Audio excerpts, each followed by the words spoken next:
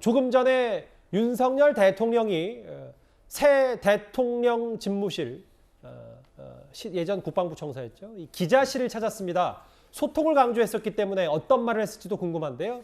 조금 전에 들어온 화면 바로 만나보겠습니다. 시설이나 이런 데는 많이 좀 부족한가? 여기가? 아직은 좀 이렇게 한번 알겠습니다. 잘 만들어 놨어요. 괜찮아요? 좀 작네. 예, 아까 전 독서실 같습니다. 그러니까. 필요한 게 많아서. 독수는 좀 좁다 너무.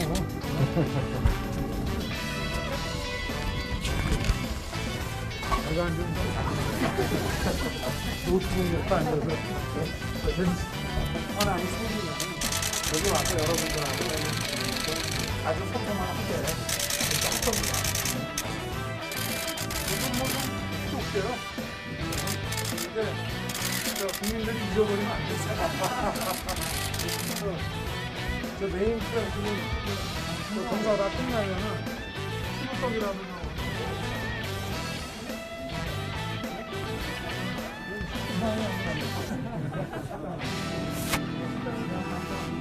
양 좀 많이 끓일게요. 예, 조금 전 기자실을 찾은 윤석열 대통령입니다. 앞서 저희 채널A 정치부의 송찬욱 기자와도 얘기하는 모습 잠시 포착이 됐는데 이현정 의원님, 네.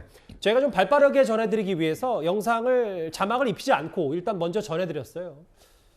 이제 그만큼 윤 대통령 소통을 강조하겠다. 그래서 대통령 집무실이 이제 사실상 취임하자마자 대통령 집무실로 첫 출근을 했고 출근길, 출퇴근길 즉석 질의응답도 하고 기자실도 좀 이례적으로 먼저 찾은 것 같습니다. 네, 역시 먹는 거에는 진심인 것 같습니다. 시루떡을 예. 지시를 바로 내린 걸 보면 원래 이제 청와대 옛날 있을 때 준축안 같은 경우는 보통 이제 신문사들 같은 경우는 1명 내지 2명 정도만 출입할 수 있어요.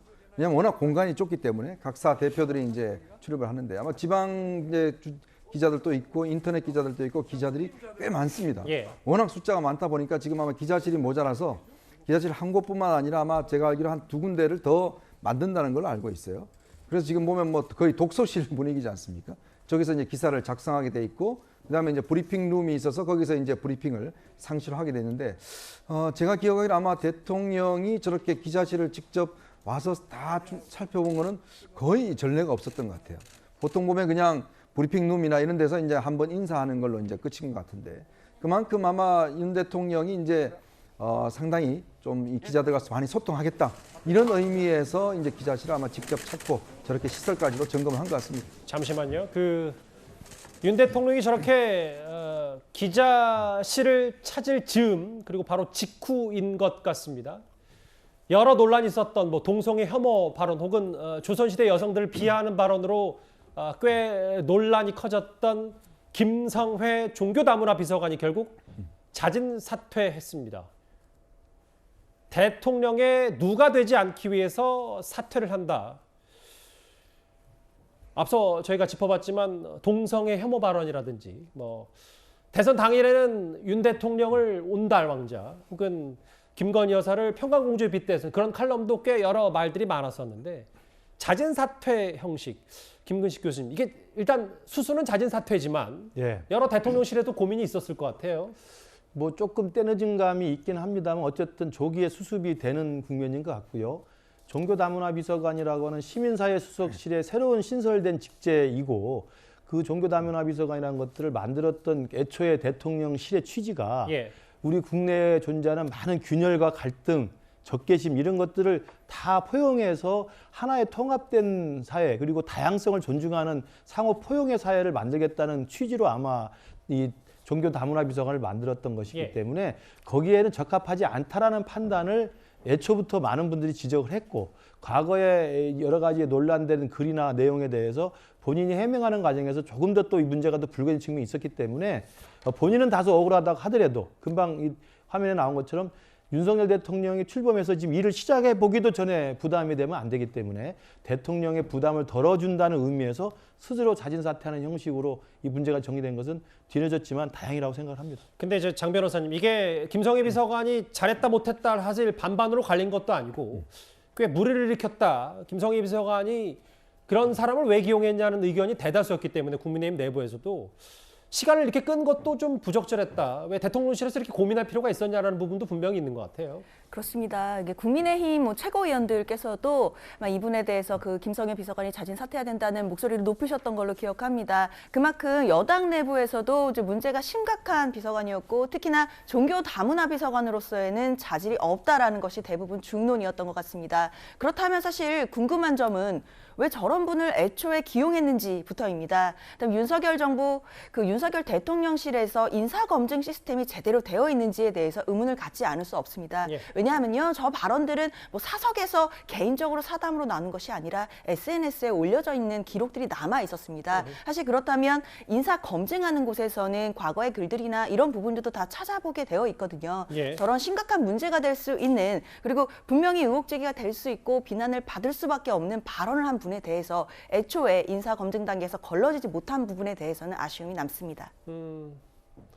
동성애 혐오 혹은 조선시대 여성 비하 발언 여러 구설에 올랐던 김성회 비서관이 결국 스스로 물러났습니다. 속보로 만나봤고요.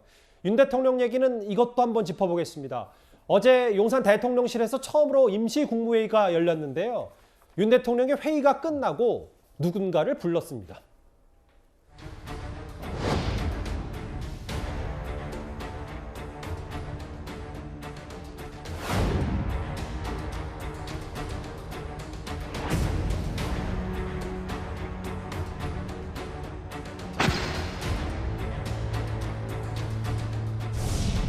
국무위원 여러분 반갑습니다. 용산 새청사에서 개최하게 됐습니다.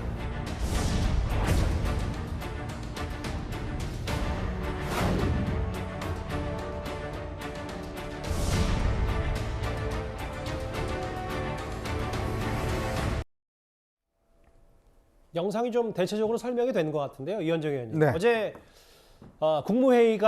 임시국무회의가 처음으로 용산에서 열렸는데 정족수 마치기 위해서 뭐 이른바 문재인 대통령, 문재인 정부의 장관들 3명을 꼬아서 국무회의를 연셈이 됐잖아요. 그런데 회의가 끝나고 이 세 사람을 불렀다. 이런 보도가 오늘 하나 있었더라고요. 그렇습니다. 뭐 일단 11명의 이제 국무위원들을 맞춰야 되니까. 근데 지금 그때까지만 하더라도 이게 모자랐거든요. 그래서 지금 이제 권덕철 장관하고 노형욱 장관, 구윤철 국무조정실장을 이제 이 문재인 정부에서 임명된 분들이에요.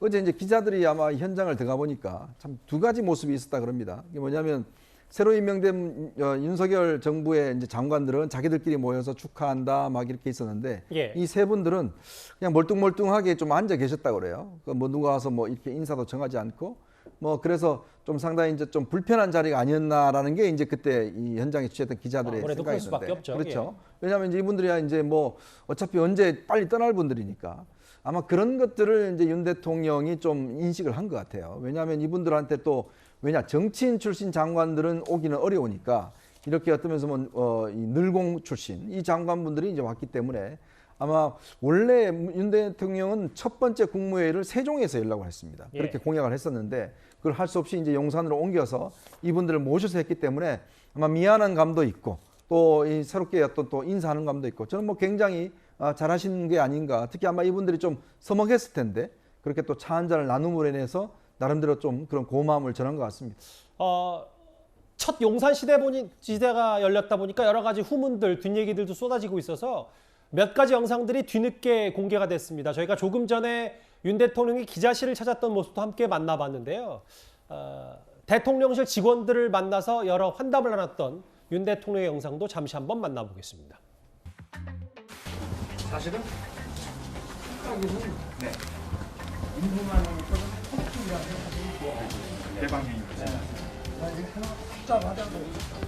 마음도 복잡하고 편하게 일합시다. 근데 왜 한 방향으로 준비하고 있지?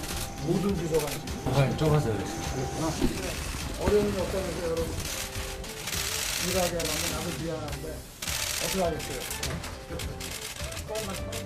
열심히 좀 잘 좀 부탁할게요. 왜 대통령실 책상들이 다 한 곳만 바라보고 있냐라고 얘기했던 지금 여전히 공사 중이어서 공간이 좀 비좁다. 그러니까 소통을 일단 강조하긴 했는데 아직까지는 그 대통령실 자체가 이사 중, 공사 중 조금 자리가 잡으려면 시간이 좀 걸릴 것 같아요. 그러니까 항상 이사를 가면 새집 냄새가 빠질 때까지 조금 시간이 필요한 법이잖아요. 하지만 우리가 새집 냄새가 싫다고 해야 하는 이사를 안 할 수는 없는 것이니까요. 실제로 청와대 개방에 대해서도 굉장히 반응이 좋은 상황이고 조금 더 정비할 시간이 필요하겠지만 그 자체로 저는 큰 문제는 아니라고 생각을 합니다. 오히려 이런 장면에서 저희 대통령님께서 가지신 그런 따뜻한 면모들을 전 확인할 수 있었다라고 생각을 하는데요. 이 개방적인 게 좋다라고 말씀을 하시는 게 이게 그냥 빈말로 하시는 게 아니라 실제로 저런 성품을 가지고 계신 걸로 전 알고 있어요. 제가 선거 때 가까이서 뵀을 때도 굉장히 따뜻한 분이라는 생각을 많이 했었고요. 이건 개인적인 시각입니다. 그렇죠. 근데 이게 일례로 제 하나의 사례를 말씀드리면 그 후보 시절에 굉장히 일정이 바쁜 가운데 그 일정이 어그러져서 그 목사님과의 약속을 미뤄야 될 때가 있었어요. 그런데 그때 다른 일정을 미룰 수가 없으니까 다음날 새벽 기도를 같이 나가는 방향으로 해서 또 조정을 하시더라고요. 그래서 되게 이런저런 모습들을 확인할 수 있는 지금 이 용산 이전 그리고 이 출퇴근 문제와 아까 나왔던 그런 기자실 방문 이런 모습들에서 다 그런 모습들이 잘 드러나고 있는 게 아닌가 뭐 전 그런 생각도 듭니다. 아무리 국민의힘 대변인이라도 천만하신 건 아닌지 모르겠어요. 뒤늦게 혹은 오늘 공개된 새로운 용산시대 관련 영상들 그리고 조금 전에 여러 논란 있었던 김성애 비서관이 스스로 물러났다는 속보까지 첫 번째 이슈로 하나하나 만나봤습니다.